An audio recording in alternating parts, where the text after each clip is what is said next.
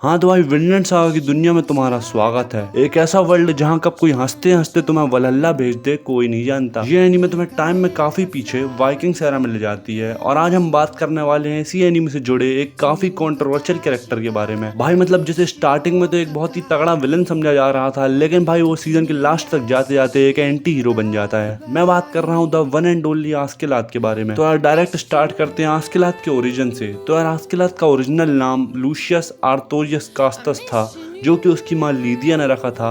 वो बेसिकली एक Wales women थी, मतलब उसे वेल्स से कैप्चर और इंस्लेव कर लिया था दानिश किंग ओलफ ने, जो कि सीरीज में आगे जाके भाई आस्केलाद का एक नाजायज बाप बन जाता है। फिर उसकी माँ की हेल्थ कंडीशन खराब होने के कारण उन दोनों को कासल से बाहर निकाल दिया जाता है। फिर आगे जाके आस्केलाद का चाइल्डहुड काफी स्ट्रगल में बीतता है, जिससे उसका नाम आस्केलाद पड़ जाता है, जो भाई जिसका मतलब होता है कवर्ड इन एशेस। क्योंकि यार भाई आस्केलाद दिन भर लकड़ियों का काम करता था और लकड़ियां जलाता था, जिससे वो भाई राख में ज़्यादा लिपटा रहता था। और उसकी माँ उसे लॉर्ड आर्थोरियस की स्टोरी सुनाया करती थी कि वो भाई वापस आएंगे और सारे वाइकिंग्स को खत्म करके पीस एस्टेब्लिश करेंगे। और फिर आगे जाके उसकी माँ की तबीयत ज़्यादा खराब होने के कारण वो ओलफ को ही लॉर्ड आर्थोरियस समझ लेती है और उससे जाके लिपट जाती है। फिर हमें दिखाया जाता है कि ओलफ अपनी तलवार निकालता है और उसकी माँ पर अटैक करने की कोशिश कर ही रहा होता है, तभी आस्केलाद अपनी तलवार के साथ पहुंच जाता है। फिर हमें आगे इन दोनों के बीच में एक भयंकर फाइट देखने को मिलती है, क्योंकि यार आस्केलाद था तो उसी का बेटा। फिर ओलफ आस्केलाद की फाइटिंग स्किल्स को देख के उसे कासल में वापस बुला लेता है, जहां हमें दिखाया जाता है कि जब ओलफ सो रहा होता है एक रात, तो आस्केलाद अपने भाई की तलवार लेके ओलफ को खत्म कर देता है। जिसके बाद ओलफ के मर्डर के कारण उसके भाई को जिंदा चढ़ा दिया जाता है सूली पर। इससे हमें ये पता चलता है कि आस्केलाद भाई बचपन से ही काफी चालाक था। जिसके बाद हमें आगे पता चलता है कि आस्केलाद भाई एक वाइकिंग बन जाता है और भाई विलेज वगैरह लूटना चालू कर देता है और बेसिकली वो भी भाई आर्थोरियस के इंतजार में ही था कि कब वो आएंगे और पीस एस्टेब्लिश करेंगे। फिर आगे जाके फ्लोकी उसे थॉर्स को मारने का ऑफर देता है और आगे जाके वो सक्सीड भी हो जाता है थॉर्स को मारने में, वो भी चीटिंग करके डुअल के अंदर। लेकिन फिर भाई आस्केलाद थॉर्स की रिस्पेक्ट में थॉर्स के गांव के बाकी लोगों को छोड़ देता है, लेकिन थॉरफिन वहीं रह जाता है और फिर वो आस्केलाद से बदला लेने का फैसला करता है। और फिर हमें बताया जाता है कि आस्केलाद थॉरफिन को मारता नहीं है, बल्कि वो उसे अपने साथ रख लेता है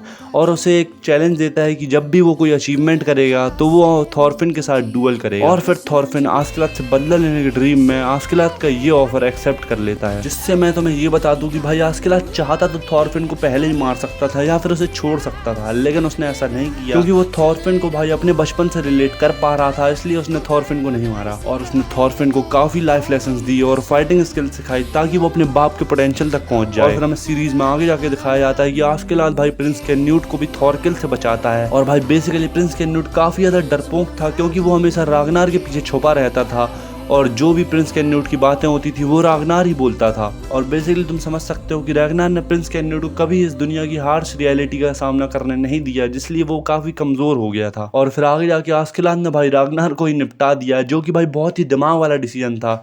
जिसके बाद प्रिंस कैन्यूट एक ट्रू किंग बने भाई। मतलब यार हमें इससे ये पता चलता है कि आस्केलाद के काम हीरो वाले थे, लेकिन जो तरीका उसका था वो था विलन वाला। तो यार आगे जाके हमें पता चलता है कि जो किंग स्वेन थे वो अपने बेटे प्रिंस कैन्यूट को मारना चाहते थे, लेकिन आस्केलाद उनसे भी दुगना दिमाग लगा के प्रिंस कैन्यूट को कई बार बचा लेता है असैसिनेशन से। और फिर आगे जाके वो अपने आप को सेक्रीफाइस कर देता है अपनी कंट्री वेल्स और प्रिंस कैन्यूट को वापस थ्रोन दिलवाने के लिए। जिससे ये सच हो जाता है कि आस्केलाद एक सही में एंटी हीरो था, क्योंकि भाई कौन सा विलन अपने आप को सेक्रीफाइस कर देता है दूसरे के लिए। लेकिन फिर वो मरते मरते भी थॉरफिन को एक लाइफ लेसन दे जाता है कि what will you do after my death. तो यार भाई ये सारी चीजों से कंफर्म होता है कि आस्केलाद एक विलन नहीं था, बल्कि एक एंटी हीरो था। और अगर तुम्हें विनलैंड सागा के ऊपर एक कंप्लीट रिव्यू चाहिए तो तुम मुझे कमेंट से बता सकते हो, मैं उसके ऊपर भी एक वीडियो ले आऊंगा। तो यार भाई वीडियो पसंद आई तो लाइक मारो और सब्सक्राइब भी कर दो यार। मैं मिलूंगा अगली वीडियो में। जब तक तुम और बढ़िया बढ़िया अंडररेटेड सीरीज जानने के लिए मेरा चैनल चेकआउट कर सकते हो, उसके अंदर मैं काफी बढ़िया बढ़िया सीरीज के रिव्यू करता हूँ। तो यार सब्सक्राइब मारो।